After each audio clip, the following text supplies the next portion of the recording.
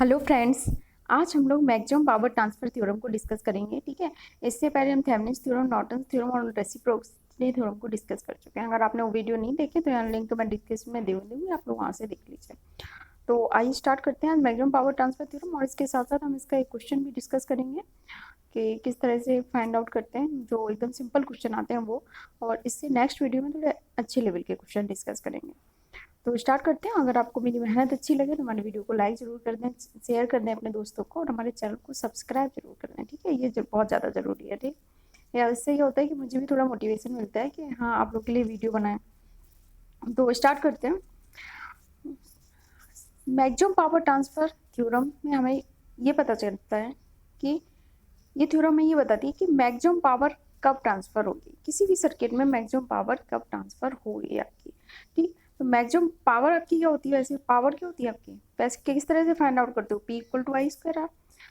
अब अगर कोई भी सर्किट है, उस पूरे सर्किट को Thevenin maximum power transfer theorem के अकॉर्डिंग कोई सर्किट है, उस पूरे सर्किट को आप थेवेनिन थ्योरम किससे रिप्लेस कर दीजिए। यानी थेवेनिन थ्योरम ने क्या बताया था, पूरे सर्किट को आपको एक सोर्स वोल्टेज उसके साथ सीरीज में सीरीज रेजिस्टेंस से रिप्लेस करना है। ठीक, और लोड रेजिस्टेंस जो भी दिया है, ठीक है, लोड रेजिस्टेंस लगा दोगे।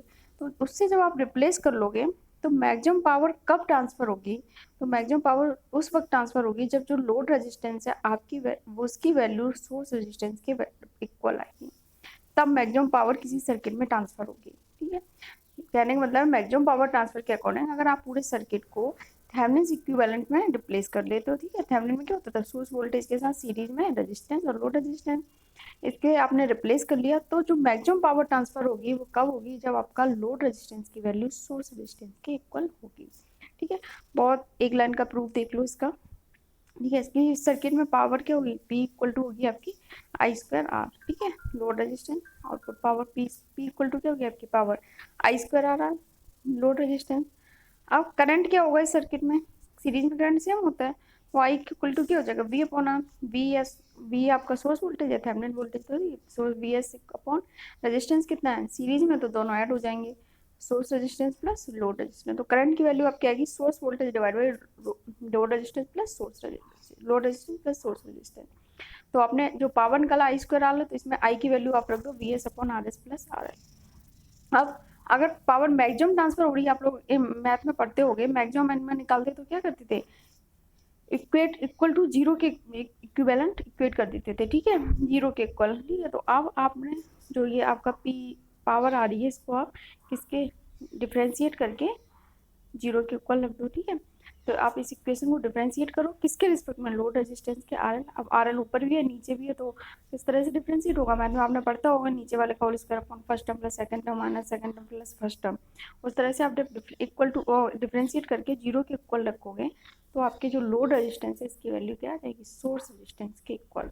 इसका मतलब क्या है कि सर्किट में मैक्सिमम पावर तब ट्रांसफर हो रही है जब लोड रेजिस्टेंस किसके इक्वल है, सोर्स रेजिस्टेंस के।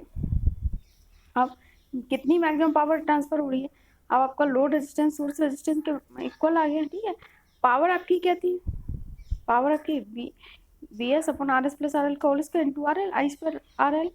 तो अब R S load resistance source resistance के इक्वल है।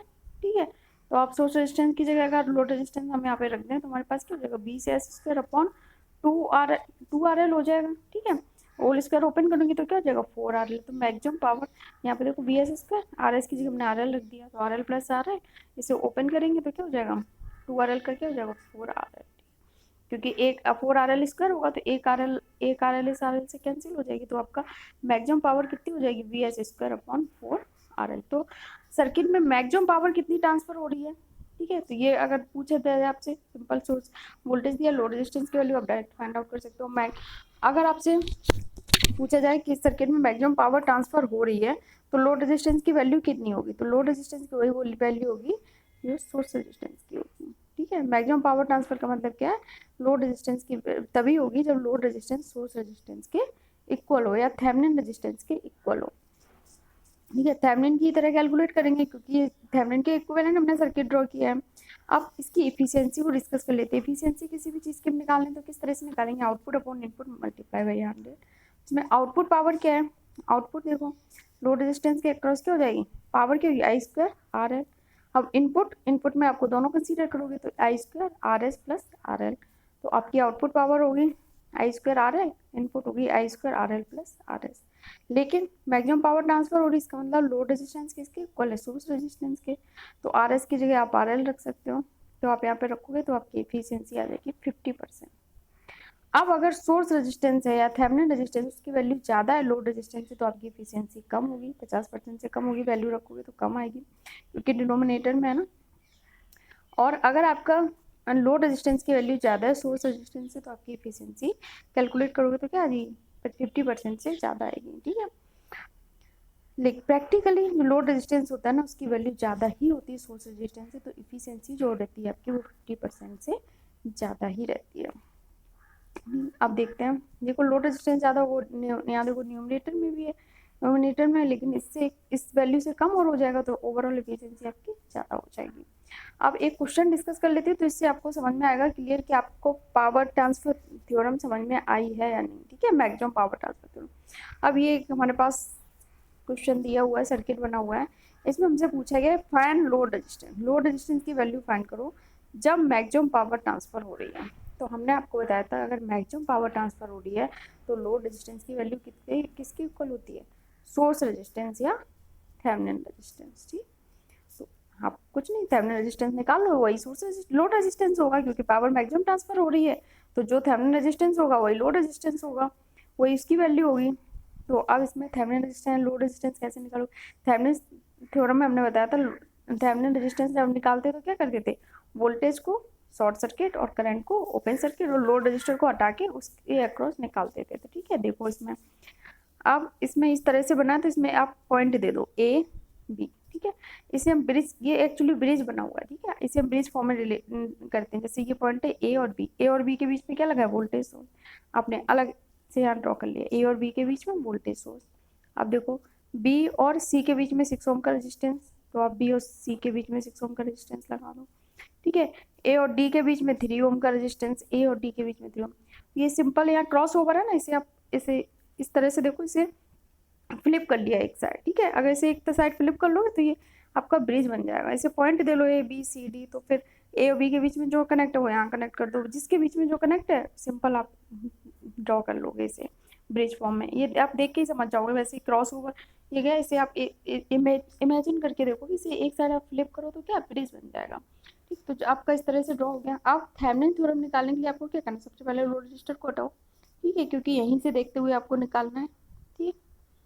लोड रजिस्टर हटाया तो आप वोल्टेज सोर्स को बताया शॉर्ट सर्किट, करंट सोर्स होता तो यहाँ पे ओपन करते हैं, वोल्टेज सोर्स है शॉर्ट सर्किट करिए, तो ये 6 ओम और ये वाला 6 ओम और ये वाला 6 ओम किस में लगे हैं, पैरेलल में, दोनों साइड जॉइंट है, ठीक है, पैरेलल में लगे। तो 6 ओम पैरेलल में लगे, इनको इक्विवेलेंट रेजिस्टेंस कितना आ जाएगा, हाफ हो जाएगा, ठीक है। 3 ओम पैरेलल में हाफ हो जाता है, 6 × 6/6 + 6 करके देख सकते, निकाल लो, ठीक है। इसी तरह से 3 और 6 लगे हैं पैरेलल में, तो 3 पैरेलल में 6, 3 × 6/3 + 6 सॉल्व करोगे तो ये आ जाएगा 3 ओम, ये आ जाएगा आपका 2 ओम। दो 3 और 2 ओम अब ये कैसे आ गया आपके साथ सीरीज में, ठीक है, 3 और 2 ओम सीरीज में, तो थेवेनिन सीरीज में 3, ये 3 ओम और इस यहाँ का आपने निकाला कितना आ गया 2, तो ये सीरीज में तो ऐड हो जाएंगे, 3 + 2 कितना हो जाएगा 5 ओम, यानी कि आपका जो थेवेनिन रेजिस्टेंस है इसकी वैल्यू कितनी आ गई 5 ओम। आपसे लोड रेजिस्टेंस पूछा है तो यही लोड रेजिस्टेंस होगा क्योंकि मैक्सिमम पावर ट्रांसफर हो रही है, जब मैक्सिमम पावर ट्रांसफर होगी तो लोड रेजिस्टेंस की वही वैल्यू होगी जो थेवेनिन रेजिस्टेंस की होगी, यही तो मैक्सिमम पावर ट्रांसफर थ्योरम कहती है। तो आपने थेवेनिन रेजिस्टेंस निकाल लिया तो इससे यही आपका क्या होगा लोड रेजिस्टेंस। तो ये आज हमने बहुत एक सिंपल सा क्वेश्चन डिस्कस किया, ठीक है। इससे हम थोड़ा नेक्स्ट लेवल के क्वेश्चन डिस्कस करेंगे और हम थ्योरम को भी थोड़े नेक्स्ट लेवल में जाके पढ़ेंगे जब एसी सोर्स लगे होंगे, ठीक है, और वेरिएबल रेजिस्टेंस लगे होंगे, ठीक है, और भी कई केस होंगे, इम्पीडेंस लगी होंगी, तो उनको हम डिस्कस करेंगे नेक्स्ट वीडियोज़ में। तो आप लोग देखते रहिए, वीडियो अच्छा लगा हो तो चैनल को सब्सक्राइब जरूर कर लेना, लाइक कर देना और अपने दोस्तों को शेयर करना। मिलते हैं नेक्स्ट वीडियो में, थैंक यू।